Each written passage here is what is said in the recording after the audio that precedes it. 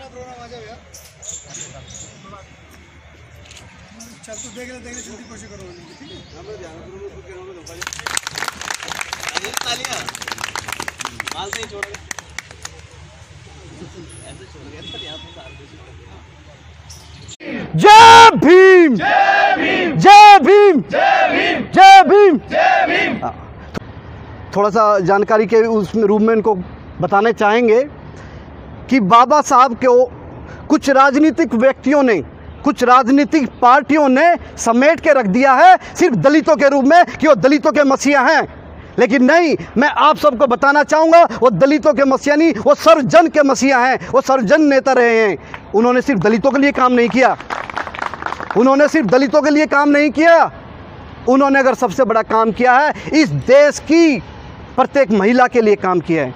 उन्होंने अगर कोई काम किया है इस देश के प्रत्येक सरकारी कर्मचारी के लिए काम किया है, जो आज 9 बजे आते हैं और 5 बजे बिस्तर बैग उठा चल दिए।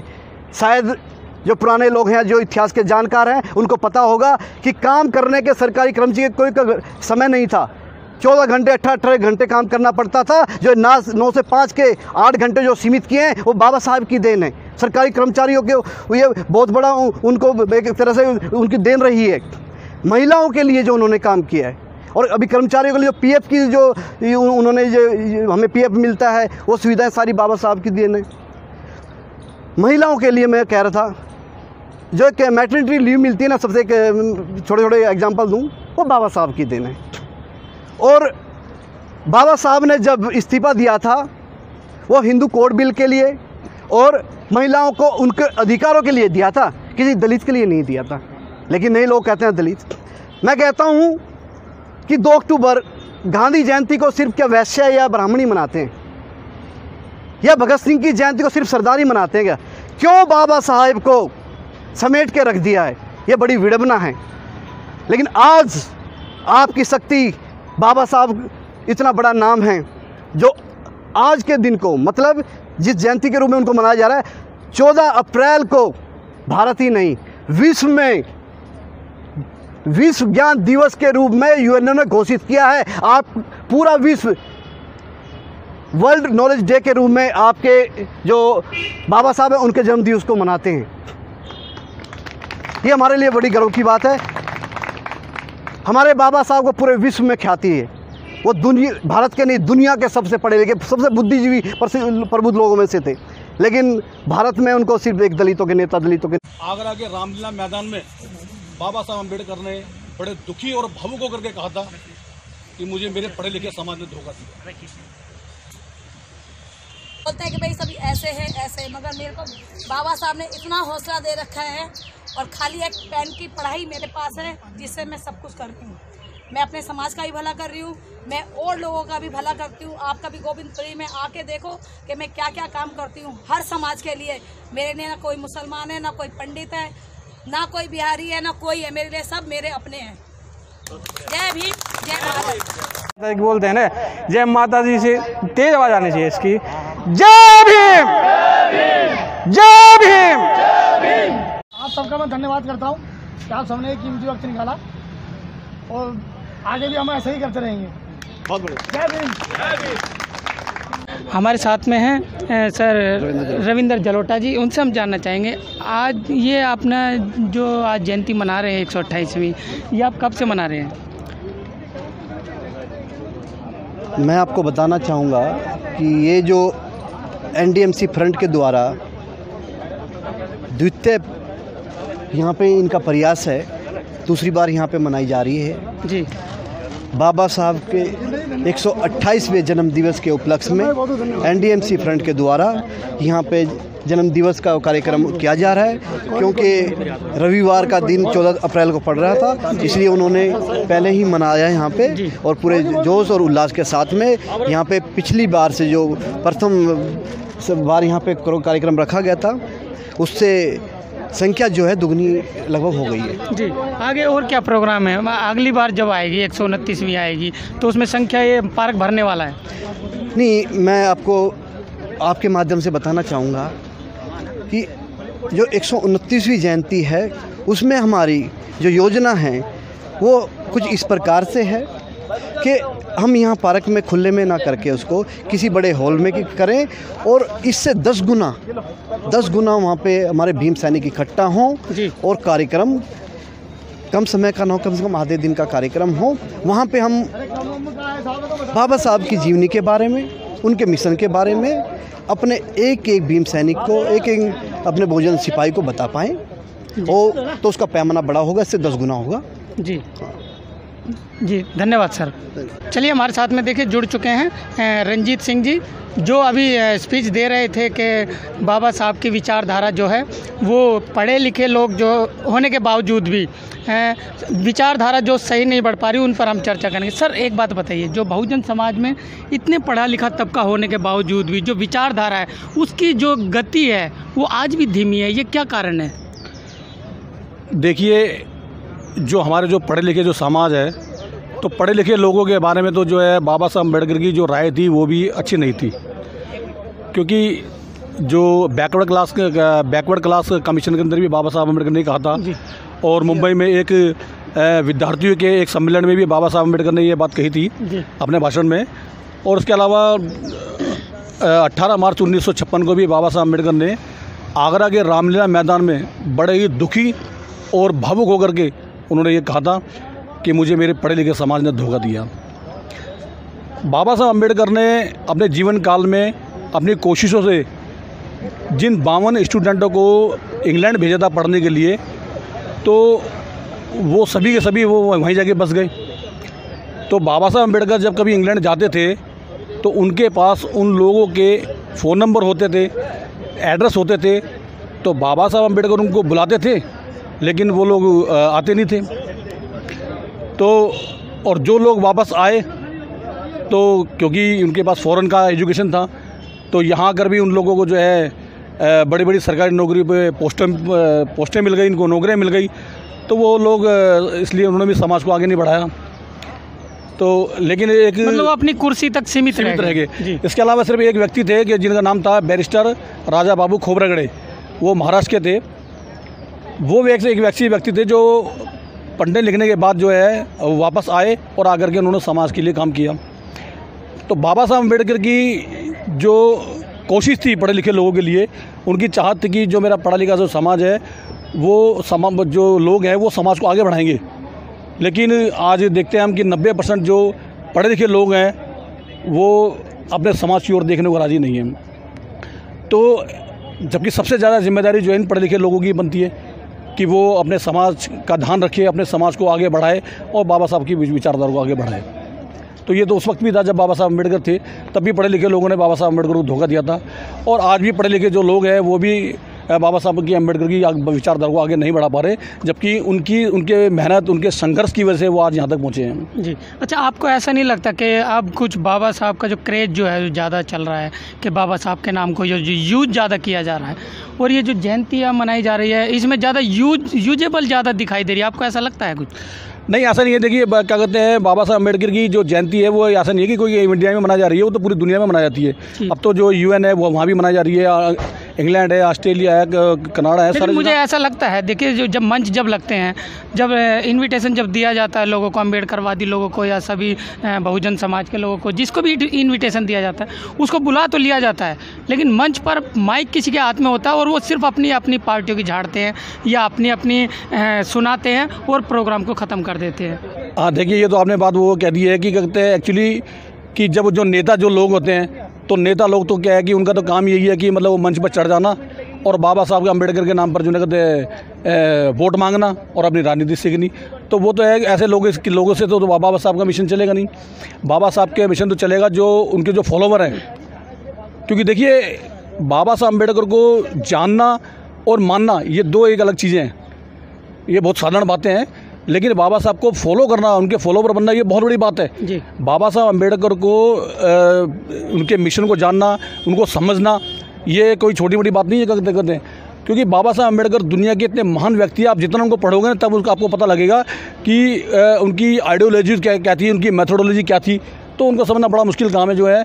तो पहले हमें चाहिए कि हम बाबा साहब अम्बेडकर को समझें, उनको जानें, उनका मिशन क्या था, उनका सपना क्या था। वो इस देश के अंदर जो है स्वतंत्र, इक्वलिटी, लिबर्टी, फ्रेटर्निटी, ठीक है कि नहीं, और जस्टिस की बात किया करते थे जो ने, तो बाबा साहब अम्बेडकर को पहले समझें तो तभी वो समाज का भला करेंगे, बाकी राजनीति रोटियाँ सीखना। चलिए हमारे साथ में देखिए जुड़ चुके हैं SC ST फ्रंट कर्मचारी फ्रंट के जो अध्यक्ष हैं, उनसे हम अशोक कुमार जी, हम उनसे जानना चाहेंगे आज का दिन कैसा रहा।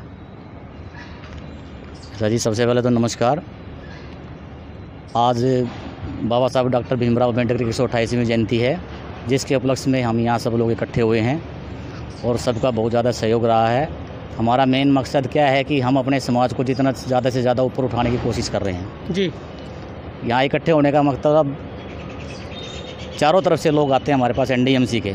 NDMC में इससे पहले कोई SC ST की यूनियन रजिस्टर्ड नहीं थी, ये हमने इसकी नींव रखी है और बगैर लोगों के सहयोग के हम कुछ नहीं कर सकते। हम चाहते हैं कि हर साल, हर महीने, हर दिन इस यूनियन के साथ ज़्यादा से ज़्यादा लोग जुड़ें और जितना ज़्यादा संघर्ष होगा, संगठन मजबूत होगा, उतना ही ज़्यादा अच्छा रहेगा जी। तो आज के विषय पे कुछ कहना चाहेंगे? आज के विषय पे तो मैं यही कहना चाहूँगा कि बाबा साहब के जन्मदिन के उपलक्ष्य में ही हम लोग यहाँ इकट्ठे हो पाए हैं, नहीं तो कहाँ इकट्ठे हो पाते हैं। कोई कहीं है, कोई कहीं है, कोई कहीं है। और ये हमारा राजनीतिक संगठन नहीं है, ये हमारा सामाजिक संगठन है। हम अपने समाज के लिए काम करेंगे, हमें किसी पार्टी से कोई मतलब नहीं है। जो अधिकारीगण हैं NDMC के, वो भी हमारे काम कर रहे हैं, हम उनका भी आभार प्रकट करते हैं। ऐसा नहीं है कि काम नहीं कर रहे हैं, काम कर रहे हैं NDMC के अधिकारी। नरेश कुमार जी हैं, वीरेंद्र कुमार जी हैं, डायरेक्टर हैं हमारे जी, राजेंद्र प्रसाद सती जी हैं, मुरारलाल शर्मा जी हैं। ये हमारे साथ कोऑपरेट करके चल रहे हैं, क्योंकि हम कोई प्रेशर नहीं डालते। हम एक अपनी सीधी सी प्रार्थना लेके जाते हैं कि सर हमारे समाज के लोगों का ये काम नहीं हो रहा, और वो उस काम को करने की कोशिश करते हैं और हमारे बहुत से काम हुए भी हैं। और ये हम बहुत आगे जाके, बहुत जल्दी ही आगे चल के इसको हम उजागर भी करेंगे कि भाई हाँ, हमारे NDMC में काम हो रहे हैं, हमारे समाज को देखा जा रहा है। मतलब आपके यूनियन की तरफ से फ़ायदा लोगों को मिल रहा है? बिल्कुल मिल रहा है, बिल्कुल मिल रहा है। पहले तो बहुत, तो इसमें क्या शोषण थम चुका है? मतलब महिलाओं का और युवाओं को जो शोषण जैसे होता है, मान लो ज़्यादा घंटे उनसे काम कराया जाए या ज़्यादा काम कराया जाए, कोई ऐसी चीज़ तो नहीं है? वो अभी धीरे धीरे ख़त्म होगा। देखो, शोषण तो हर समाज में होता है। नहीं, समाज में नहीं, समाज की अलग बात है, लेकिन मैं NDMC समाज की बात कर रहा हूँ, NDMC समाज और कर्मचारी की बात कर रहा हूँ सर। पर यहाँ पे हमारा फील्ड में कई जगह ऐसी हरकतें हो रही हैं, लेकिन जैसे जैसे हमारे पास शिकायत आती हैं, हम वो अधिकारियों के पास उसको लेके जाते हैं, तो उस समस्या का समाधान भी हो जाता है जी। अब वो पहले वाली बात नहीं है। और हम तो NDMC के पूरे प्रशासन को वो करना चाह रहे हैं कि किसी भी कर्मचारी के साथ गलत ना हो जी, उनका अधिकार उनको मिले, और कोई भी अगर समस्या है तो उनका निपटारा वहीं बैठ के किया जाए जी। हमारी तो ये प्रार्थना है प्रशासन से जी। चलिए हमारे साथ में देखिए और भी युवा हैं, तो आज के विषय में कुछ कहना चाहेंगे? बाबा साहब की जो 128वीं जो जयंती है, उस पर कुछ कहना चाहेंगे? हाँ जी, मैं यही कहना चाहूँगा कि जी हमने एक ऐसी फ्रंट बनाया है NDMC में, जो कि है ना, हमने एक हमारी कोशिश है, हमने एक शुरुआत करी है कि अपने समाज के लोगों को इकट्ठा करने के लिए, और इकट्ठा हो रहे हैं, लोग इकट्ठा हो रहे हैं, उनसे फ़ायदा भी हो रहा है। लोग हमारे पास में अपनी शिकायतें लेके आते भी हैं, ऐसा नहीं है। लोग हमारे पास शिकायत लेके आते हैं और हमने उनकी शिकायतें सुनी भी हैं, और शिकायत सुनी है, अधिकारियों के पास उनकी शिकायत लेके गए हैं, उनका है ना मतलब समय समय पर उनका निपटारा भी देखिए। ऐसे देखिए, अपना जागो समाज चैनल है जी, जी। तो आप नाम ही सोच सकते हैं जागो समाज। जी, जी, तो जी। ये बताइए, जी, मजदूर को आपके पास आना पड़ेगा या आप खुद मजदूर के पास जाएंगे? नहीं, ऐसा नहीं है। हम हैं, हमारे पास में हम जितने भी हमारे सर्कल हैं बाहर में, हम वहाँ पे जाते हैं, सबकी समस्याएं सुनते हैं, और उनका ना उचित है ना, जो एक समाधान होता है, हम वो समाधान में निकालते हैं जी। क्योंकि मुद्दे जो होते हैं, यूनियन का काम होता है मुद्दे उठाना। मुद्दे अगर आपके ज़मीनी स्तर के मुद्दे हैं तो आपको किसी को बुलाने की ज़रूरत नहीं है। यहाँ पर ये पार्क भी कम पड़ता है, अगर है ना, तो मुद्दे उठाइए आप। हाँ जी जी, ऐसा नहीं है, मुद्दे उठा रहे हैं और हम मतलब इस पे निरंतर प्रयास कर रहे हैं जी। और है ना, आगे भी हम प्रयास करते रहेंगे कि है ना, किसी भी हमारे समाज के किसी भी कर्मचारी के साथ में कोई भी किसी का शोषण ना हो सके, किसी प्रकार का भी शोषण, ना शारीरिक शोषण हो सके, ना मानसिक शोषण हो सके। जी, हम भी जागो समाज चैनल की तरफ से आपको एक आश्वासन नहीं, एक दृढ़ संकल्प आपको देते हैं कि ये जागो समाज चैनल हमेशा आपके साथ रहेगा। जब भी आप कॉल करेंगे, हम आपके बीच में मिलेंगे। जहाँ भी आपको शोषण दिखाई देता है, हमें कॉल कीजिए और हम आपको मिलेंगे, और न्याय आधा आप दिलाएंगे, आधा हम भी दिलाएंगे, तो ये समाज को पूरा न्याय मिल पाएगा। हम इस बात के लिए आपका बहुत दिल से धन्यवाद करते हैं कि आपने हमारा साथ दिया और हमने आप ऐसा मतलब आप हमें कह रहे हैं कि हम आपका साथ देंगे आगे भी। हम इसके लिए हम दिल से आपका धन्यवाद करते हैं कि हमारे आप साथ खड़े हैं जी। चलिए देखिए, जागो समाज चैनल तो शोषित समाज के साथ, चाहे वो किसी भी वर्ग का हो, हमें इससे कोई मतलब नहीं है, लेकिन जो शोषित है, जो मजदूर है और शोषित है, उसके ऊपर अगर कहीं भी अत्याचार होता है तो हम वहाँ पर आपको खड़े मिलेंगे। अगर दिल्ली में कोई किसी के साथ शोषण होता है तो हमें प्लीज़ कॉल कीजिए, हम वहाँ पर पहुँचने की जल्द से जल्द कोशिश करते हैं। चलिए, हमारे साथ में देखिए युवा हैं संजय लोहट जी और जैसे आपने अभी कुछ सवाल किए थे रईस जी कि जैसे कि आपका ये डिपार्टमेंट, हमारा डिवीज़न जो साथ देता है जी कि हमें कोऑपरेट कर रहा नहीं कर रहा, उसके बारे में अशोक जी निपुण तरीके से बताएंगे आपको जी, प्लीज़। ऐसा सर, हमारे पास शिकायत आती है बाहर से कि हमारे साथ, बाहर से मतलब कि एनडीएमसी का जो डिपार्टमेंट है उसके सर्कल हैं, इंक्वायरी है, वहाँ पे किसी के साथ कोई बदतमीजी होती है या कुछ होता है तो हमारी यूनियन के जितने भी मेंबर हैं, जो ऊपर के पदाधिकारी हैं, 9-10 बंदे हैं, प्रमोद जी हैं, राजेश जी हैं, हमारे संजय जी हैं व्यवस्था मंत्री, नवीन जी हैं उपाध्यक्ष, हम सभी लोग उसी टाइम उठ के वहाँ भाग जाते हैं उनकी समस्या सुनने के लिए और अधिकारी से बात करते हैं। ये नहीं कि डांट धमका के उनसे बात की, नहीं, एक सिस्टम में रह के, शिष्टाचार में रह के, कानून के दायरे में रह के बात करते हैं और वो उनकी समस्या का समाधान लगभग वहीं हो जाता है जी।